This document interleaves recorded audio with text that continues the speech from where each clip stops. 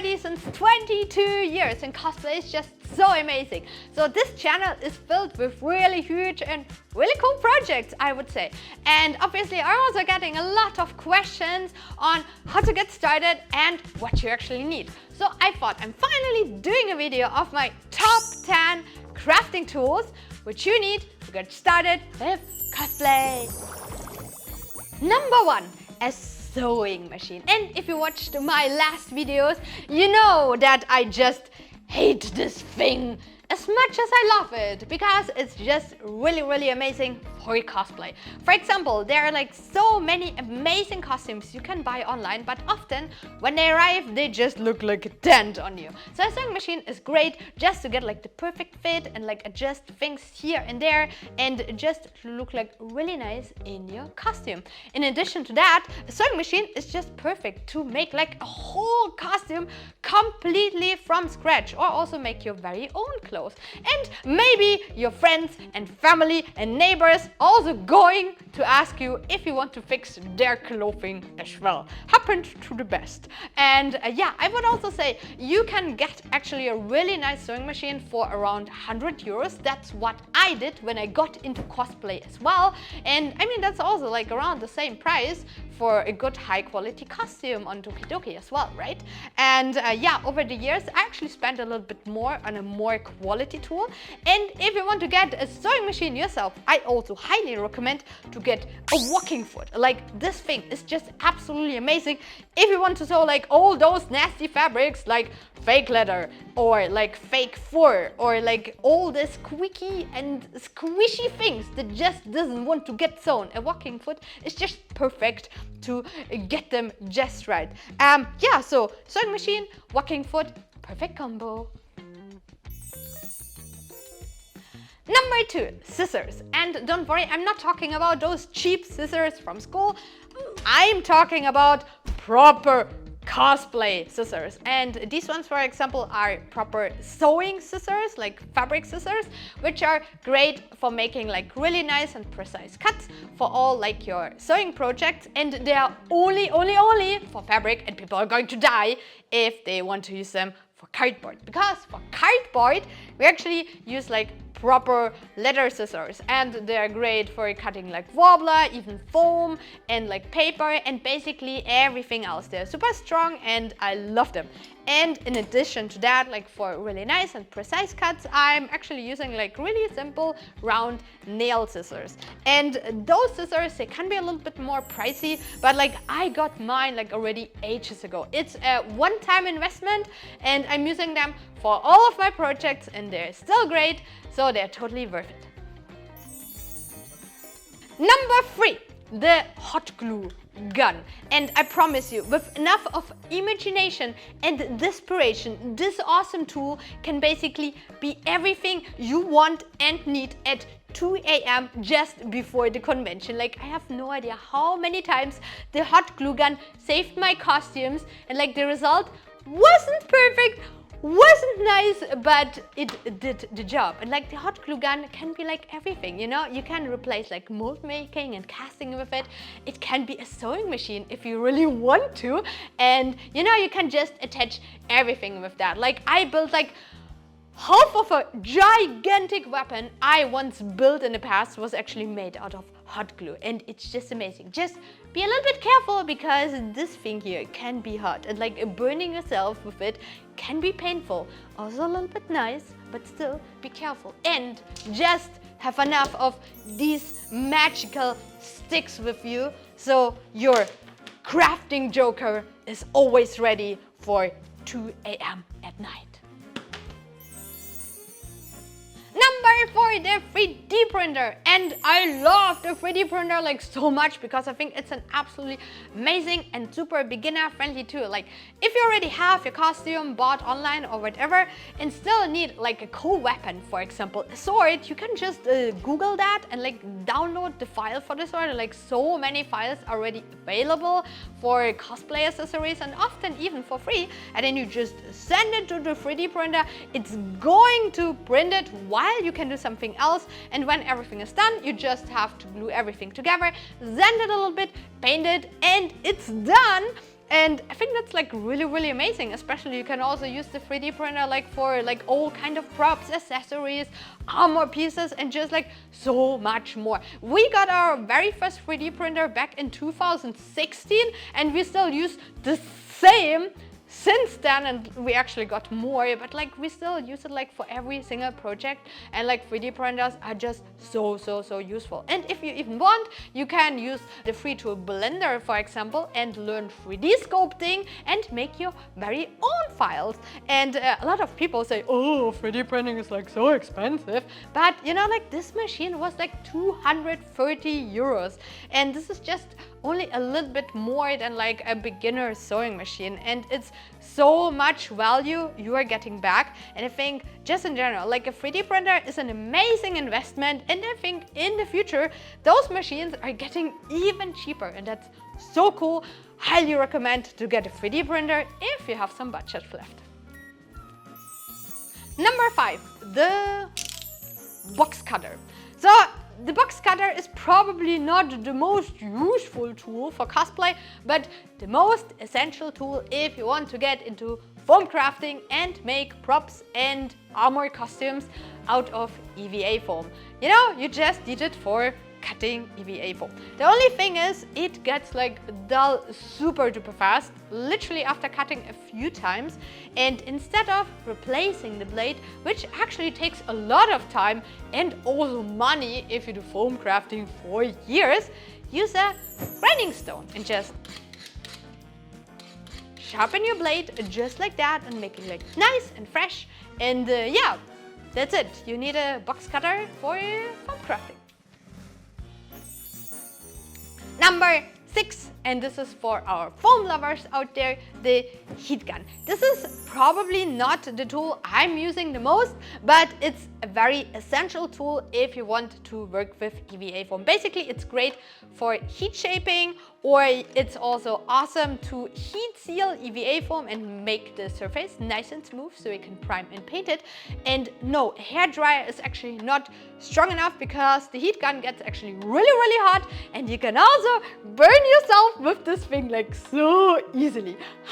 Very nice. And well, you can also use it, like I heard from people, they're using it for wig styling or like hair drying, or in the middle of the night you can also use it to heat up a pizza for your last minute crafting session. So, and in addition to that, it's like 20-30 bucks. Just get a heat gun. It's useful, get it.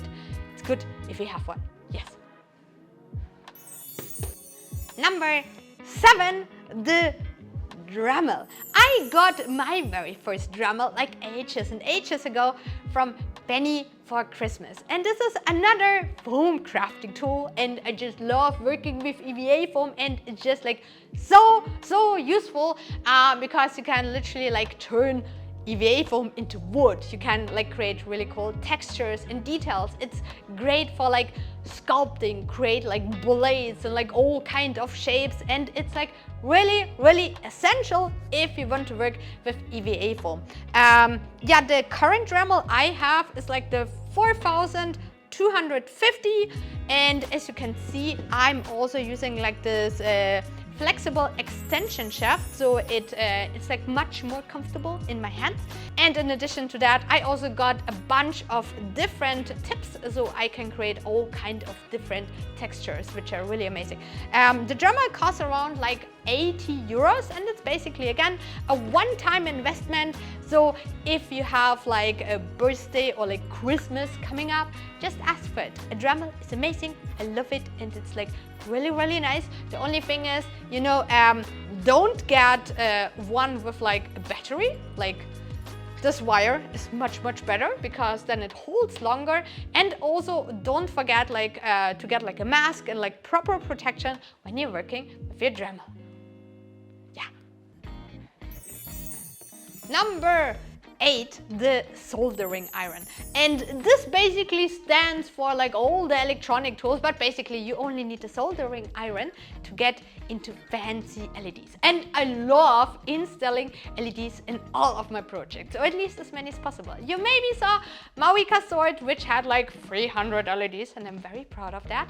And basically, if you want to get into electronics, first get a soldering iron. However, you can also use one to cut fabrics, for example, especially like synthetic fabrics, and you can like cut out little things, and it actually melts the edges, which is like really cool to create like little details and cutouts and stuff. And you can also use a soldering iron to burn details into EVA foam.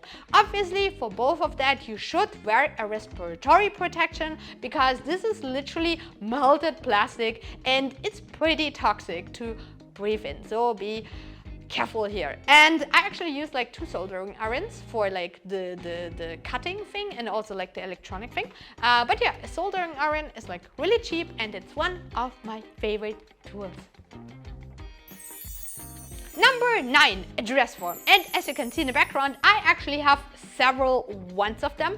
And yeah, the reason is actually like this one looks a little bit weird, as you can see like here in the comparison. Like the boobies are like really low, and like the torso is like really short actually, and like the whole dress form is like really stiff and everything. However, I'm lucky because it has like pretty close to the size of mine. I have like a European 38, depending on how many cookies I ate in the last few weeks though. And I got actually a really expensive dress form as well from Royal Dress Forms. And as you can see, it has like a proper like booby section. It has like those arms, which I ordered extra, and it has a much longer torso. And it's also like nice and squishy, so you can use it also for corsets. But it's also not perfect, because like the only way to get like a really perfect fit for a costume is actually just wrapping yourself in duct tape. But the dress form is still great to place like your armor costumes and like your sewing projects on it, so they're not just laying around and are in the way, but actually placed on the dress form. And you also get like a nice idea of how the costume will look like at the end. I totally love my dress forms, and I often use like several ones of them at the same time. And yeah, but if you want to get like a proper dress form that actually fits you perfectly, there's a great technique by wrapping yourself in duct tape, filling it with like, I think, expanding foam. Just Google for that, there are plenty of tutorials for that. And yeah, just having a dress form is like so nice and helpful, and yeah, just get one, it's amazing. And last but not least, number 10, the airbrush.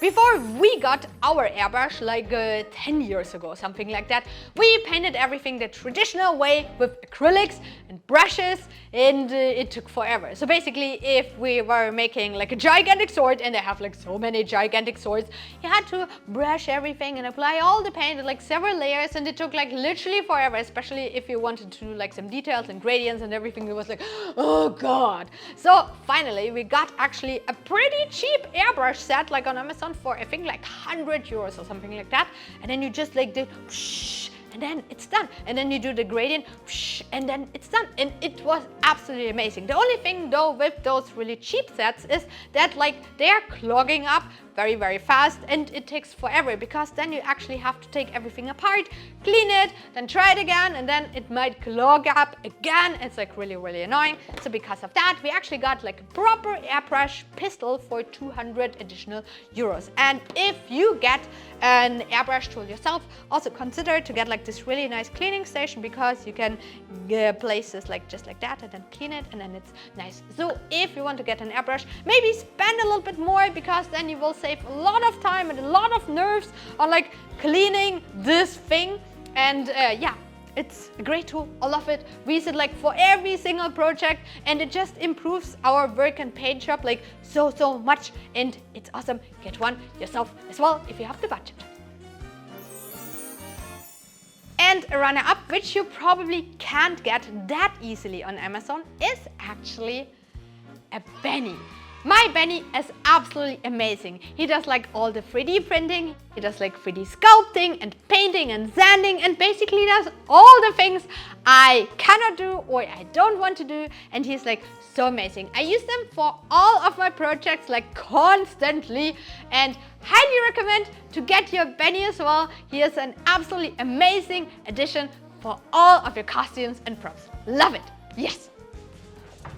Thanks so much for watching, and I really hope you enjoyed the video and have your shopping list ready. And if not, you can find all the products I mentioned in the video description down below. And what would you say? What is actually your favorite cosplay crafting tool, and did I forgot anything? Please let me know in the comments. Support us with the YouTube algorithm, or if you don't know what to write, please write on Corgi and join the mysterious Corgi squad. I really hope I was able to show you that getting started with cosplay doesn't need to be expensive. Like, all the tools doesn't need to be expensive, and especially you can actually buy everything over time. I did the same, but maybe you know now what you want to get next for Christmas or your birthday. And other than that, please like and subscribe, hit the notification bell, and also a huge thank you to all our lovely patrons for supporting this video. Thank you so much, and bye bye. See you soon.